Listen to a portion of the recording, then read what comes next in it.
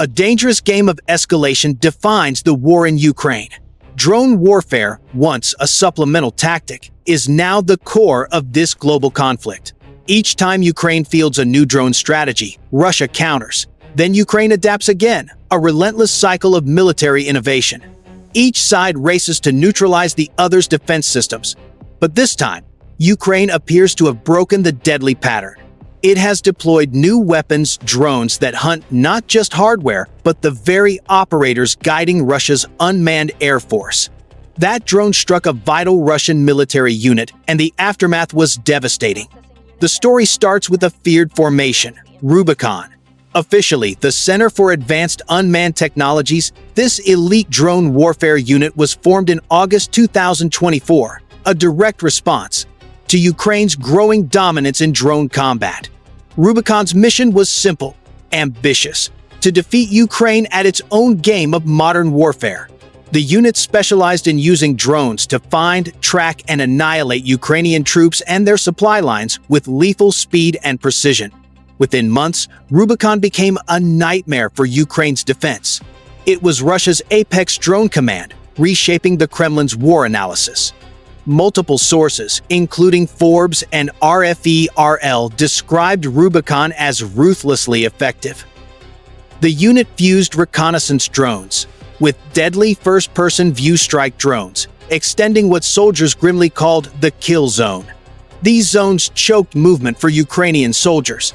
Supply routes became death traps, delivering ammunition, rotating forces, all perilous. Rubicon's drones hit everything from trucks to armor. Safe logistics became nearly impossible for the Ukrainian army.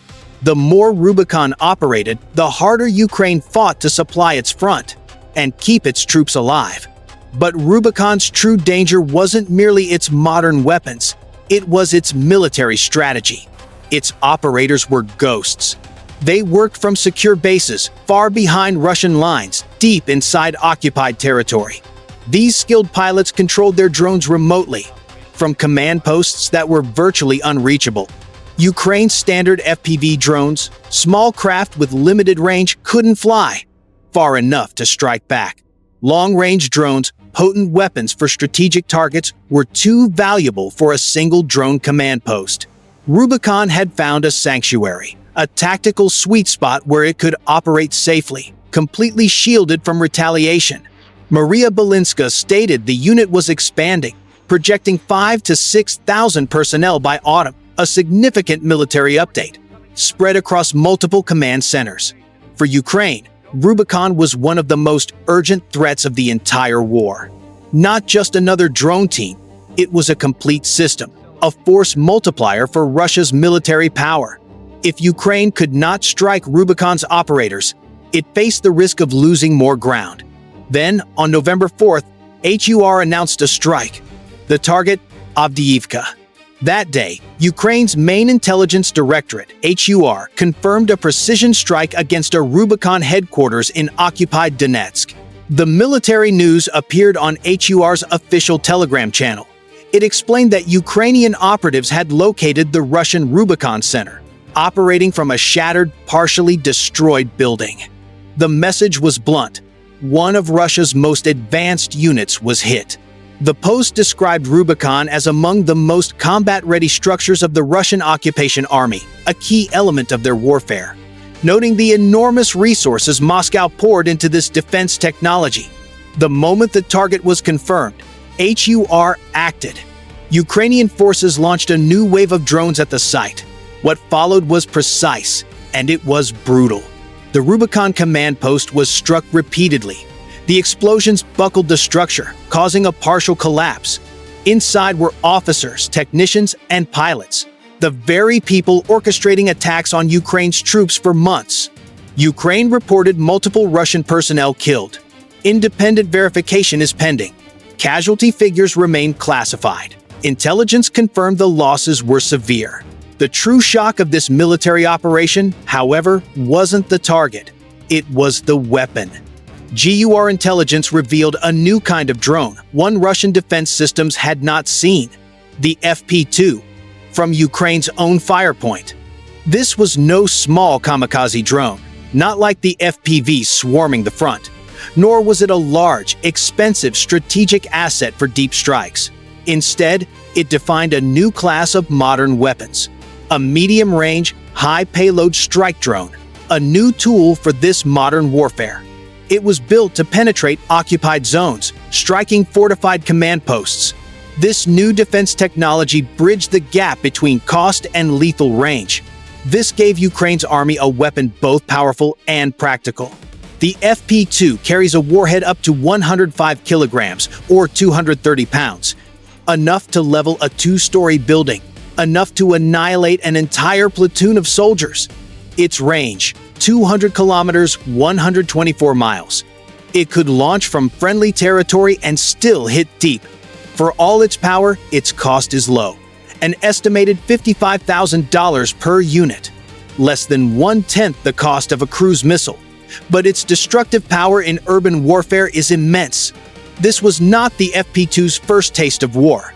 Earlier in 2025, it reportedly struck another Rubicon site, 20 kilometers from the front. Footage of the attack soon appeared online.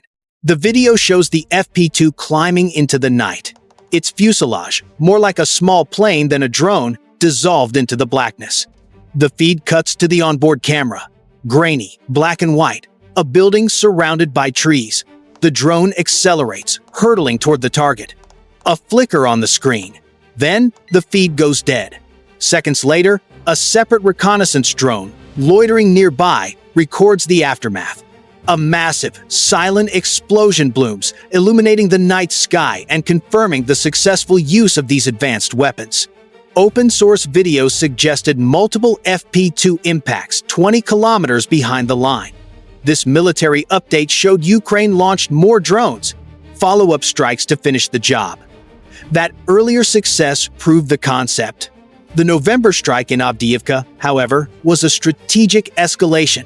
It proved Ukraine's air force could now reach Russia's most advanced drone troops, even in areas once considered untouchable by their military.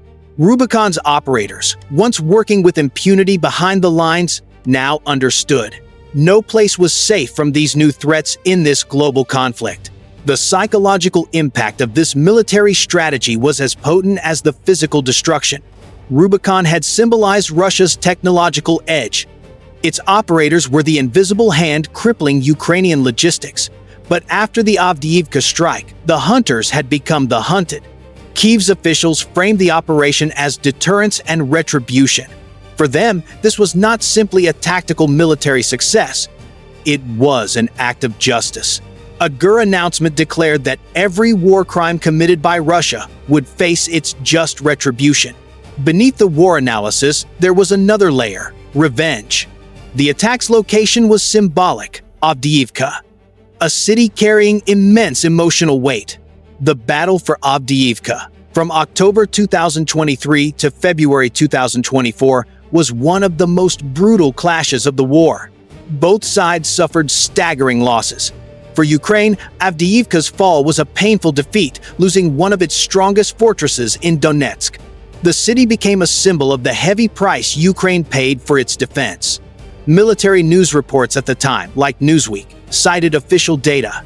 Estimates put Russian killed in action at 17,000 during the 5-month battle, with another 30,000 wounded.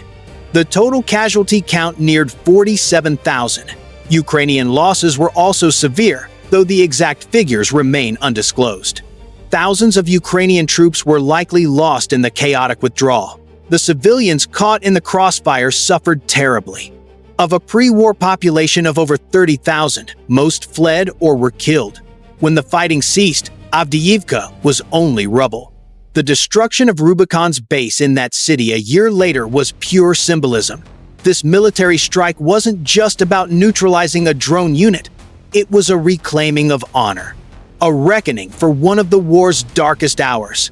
The ruins of Avdiivka, once a symbol of Ukrainian defeat, were now the backdrop for a Russian rout. The introduction of the FP-2 drone marks a critical shift in Ukraine's drone warfare strategy.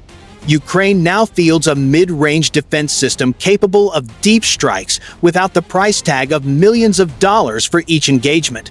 This drone bridges the gap between FPVs and strategic UAVs. It's affordable for mass production, a key to military power, and can destroy hardened positions with surgical precision to limit collateral damage. It gives Ukraine modern weapons to target command posts, ammo depots, communication hubs, elite units like Rubicon, once considered untouchable. This war has been a constant test of adaptation. Each side learns, adjusts, and evolves. Russia's Rubicon was developed to counter Ukrainian drones, a move to gain the upper hand. But Ukraine's new defense technology, the FP-2, proves innovation remains with the defense. It shows that even under constant assault, Ukrainian engineers and its soldiers continue to devise new methods to strike back. The November raid in Avdiivka was more than a tactical win. It was a message for military strategy. It informed Russia. There are no safe zones in occupied territory. This military update reminded the world that Ukraine, though battered, remains resourceful, creative, and relentless. Rubicon, once the hunter of troops, was now the prey. As Ukraine ramps up production of more FP-2 drones, the skies over occupied land are becoming deadlier for the Russian army. Command centers that once operated in the shadows, beyond the Air Force's reach, will now face constant relocation. Drone pilots who once observed the battlefield from afar will now fear becoming targets in modern warfare.